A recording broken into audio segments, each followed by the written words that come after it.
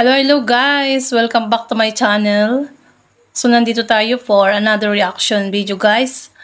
At kung bago ka pa lang sa aking channel, click the subscribe button at ang tiny bell at syempre guys. Pati ang second channel ko, ayan, subscribe na rin po. Emerita Sari Vlogs ang ating second channel. At syempre, shoutout po sa lahat ng laging nandyan na nagpupunta sa live natin. So, meron tayong re-reaction nandito. Yung isang lalaki or isang tatay or asawa na namatayan po ng asawa. At yun nga po ay kinantahan niya po ang kanyang asawa sa kanyang lamay or burol. Sa Pilipinas, burol ang tawag doon eh. Hindi ko alam kung saan lugar ito, basta ano kasi to guys, actually trending, nakikita ko siya sa YouTube. So tingnan natin kung ano nga ba ang kinakanta ni Kuya para sa kanyang misis na sumakabilang buhay. So panoorin natin guys, sabay-sabay po tayo.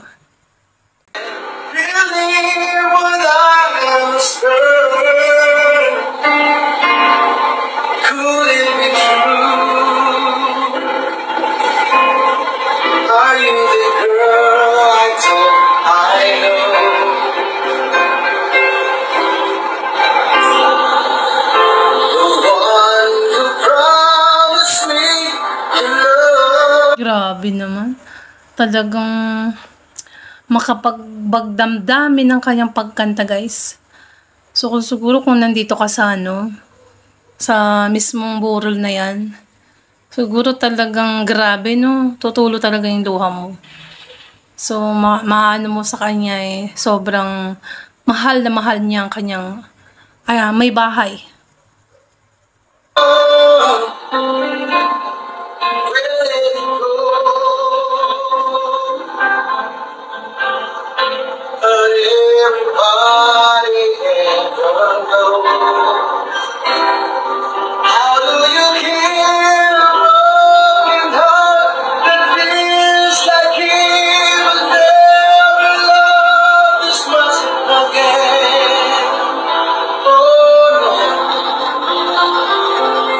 Grabe. Parang sakit sa damdamin. Pagpapanorin mo talaga, no? Sobrang sakit sa damdamin, no? Pag ikaw nandyan, makikita mo. Grabe, no? Actually, marami na nag-reaction nito at talagang grabe yung nila. Yung feeling. Ako kasi, minsan, mababa yung luha ko, minsan hindi. Pero sa deep inside, parang nararamdaman ko, yung nararamdaman niya, na mismong siya nandyan na kumakanta guys. Grabe, ramdam na ramdam ko yung kalungkutan sa kanyang boses, sa boses pa lang niya, mararamdaman mo yung pighati. No, grabe.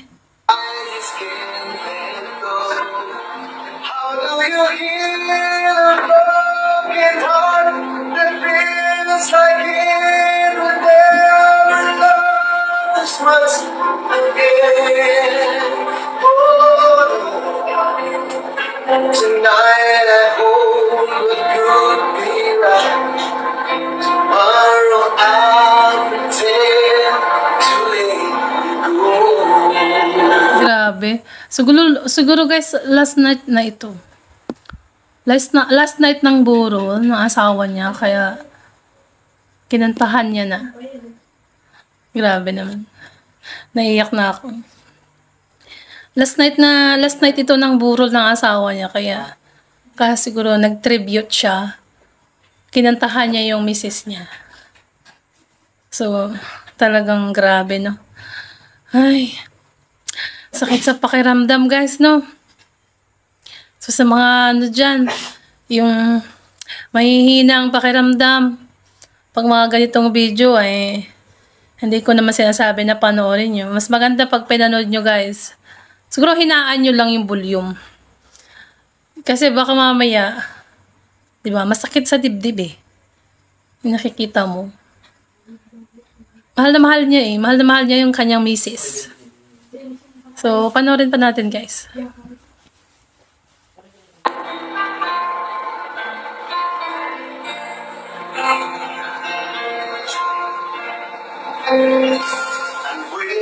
you ever want you see what in a fool fall in love with his own dream, and now you say you want to leave, start a new life to go. Those words I thought you never say. How do you heal a broken heart? Di na talaga mahihil yung broken heart mo, bro. Kasi actually, hindi niya na yan maririnig. Diba? Hindi niya na maririnig yung pagsusumamo mo. Kasi patay na siya. Baka nasa langit na. Pero alam ko diba? Sabi-sabi nga nila, pag wala pang 40 days, yung namamatay, ay nasa lupa pa daw na pag-alagala lang. Ayan. Yung kanta niya talagang, no? Grabe pang pagtitig niya sa picture ng kanyang asawa. So, nakikita naman natin, no? Yung pagtingin, yung pagtingin niya talaga sa kanyang misis. So, grabe. Ang hirap mag-reaction ng ganito na malungkot yung re-reactionan mo, guys. Parang nararamdaman ko Kaso, hindi naman natuloy yung luha ko. Parang dito lang ba? Ramdam ko yung sakit dito. That feels like it would never be this much again. Oh no, I just can't let go. How do you heal a broken heart that feels like it will never love this much again? Oh no. Baka singer to si kuya, kaya magaling kumanta, guys. Tapos yan. Kaya kinantahan niya muna si Mrs. sa kanyang huling sandali. Grabe, no? Mukhang yayamanin din sila kasi tingnan mo naman. Daming bulaklak. Ayan. Tonight I hope what could be right. Tomorrow I pretend to finally put it all behind me. Why can finally I found you now in my soul, and finally I know how to leave you alone. So, confirm nga last night kasi tomorrow you will fly away, sabi niya. Totoo yun. Kasi lilibing na siya, guys, no? Aakyat na siya sa langit. At yun nga, mahiwalay na sila. Grabe, no? At this as in, tignan nyo, pinawisan pa si kuya. Parang pinapawisan. Ay, ang hirap. Sakit sa dibdib, guys.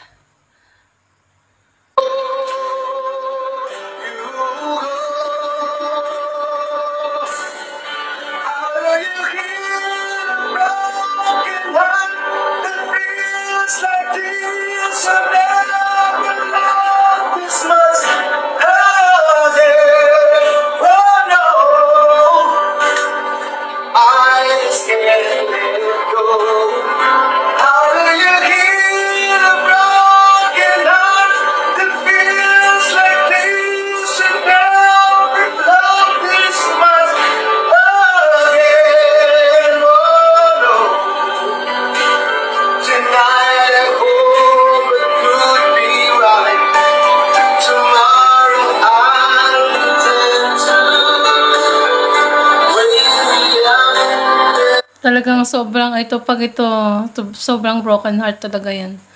Yan ang broken heart na hindi na mapipigilan. Kasi nga 'di ba guys, patay na yung babae. Patay na ang asawa niya.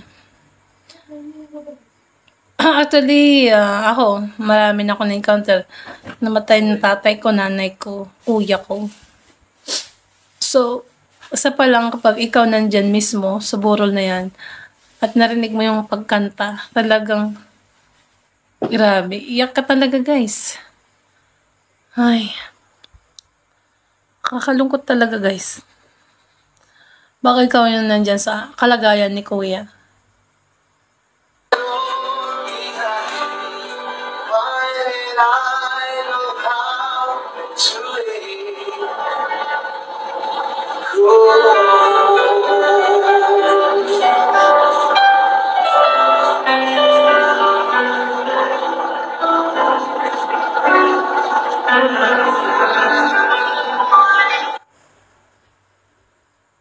Yun. Grabe pa pagtitig niya talaga, no? As in, tinititigan niya para hindi niya makalimutan, no? Yan, no? Yung as in, guys, oh. Tingnan mo. Diyan, no? Talagang tinititigan niya para hindi niya makalimutan yung asawa niya. Kasi yan na yung last day, last night na makikita mo yung mahal mo sa buhay. Yan na yung yung huli niyang makikita yung misis niya. Tapos, kaya nga kumanta na siya last. Di ba nga sa Pilipinas, minsan may tradisyon na sa last night ng burol ay may kumakanta. At halos yung mga kinakanta nila talaga ay malungkot. So, parang ganyan si kuya. Piling ko nasa ibang bansa sila, guys. At doon yan, namatay yung kanyang misis. So, sana po ay, sa mga dyan, mga may mister, at may mga asawa pa kayo, mahalin nyo asawa nyo. Ayan. So, hanggang dito na lang po yung ating reaction. Mahirap i-react ito pag hindi malakas yung loob mo. Talagang iiyak ka talaga. Ako kasi minsan, pag wala kang naaalala na malungkot, hindi tulo talaga yung luha ko. Pero nandito na palabas na siya kaso hindi lumabas. So guys, hanggang dito na lang po ang ating reaction video. At kung bago ka pa lang sa aking channel, click the subscribe button at ang tiny bell. So bye po. God bless everyone. And to God be all the glory.